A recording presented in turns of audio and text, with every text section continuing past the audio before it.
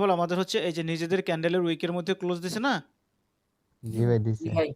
আচ্ছা, আমাদের সেটআপটার রুলস বা ক্রাইটেরিয়াটা হচ্ছে আমাদের প্রথম ক্যান্ডেলটা আমাদের নিজেদের ক্যান্ডেলের উইকের মধ্যে ক্লোজ দিবে এবং থার্ড ক্যান্ডেল এই দুইটা ক্যান্ডেলের মধ্যে যেই ক্যান্ডেলের উইক হচ্ছে লংগেস্ট, আই মিন যেটার উইক বড়, ওই উইকটাকে ব্রেক করে দিতে হবে। এখন এক্সাম্পল স্বরূপ আমি আপনাকে দেখাই দিচ্ছি। এক্সাম্পল স্বরূপ এখানে এই দুইটা ক্যান্ডেলের মধ্যে উইক বড় কোনটার? প্রথম ক্যান্ডেলের না?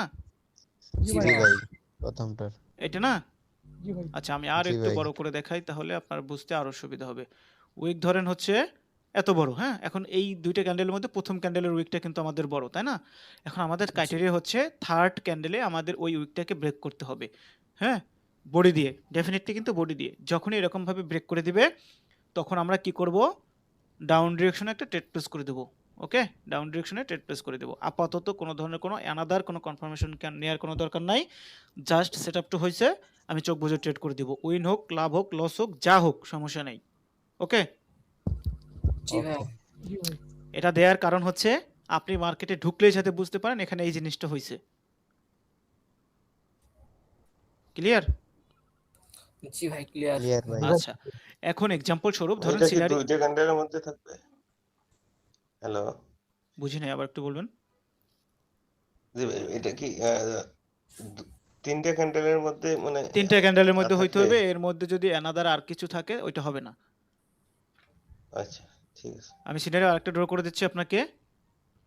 নিজেদের ক্যান্ডেলের মধ্যে ক্লোজ দিছে। জি ভাই। এখন এই দুইটা ক্যান্ডেলের মধ্যে বড় উইক কোনটা? এইটার না? জি ভাই এটার। তাইলে আমাদের ব্রেক করতে হবে এইটার। সিনারিও দুইটা দুই রকম না?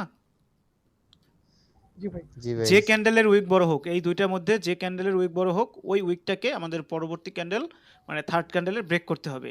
ফার্স্ট ক্রাইটেরিয়া হচ্ছে নিজেদের উইকের মধ্যে ক্লোজ দিতে হবে। দ্বিতীয় হচ্ছে দুইটা ক্যান্ডেলের মধ্যে যেটার উইক সব থেকে লংগেস্ট থাকবে বড়, ওইটাকে ব্রেক করতে হবে। ক্লিয়ার?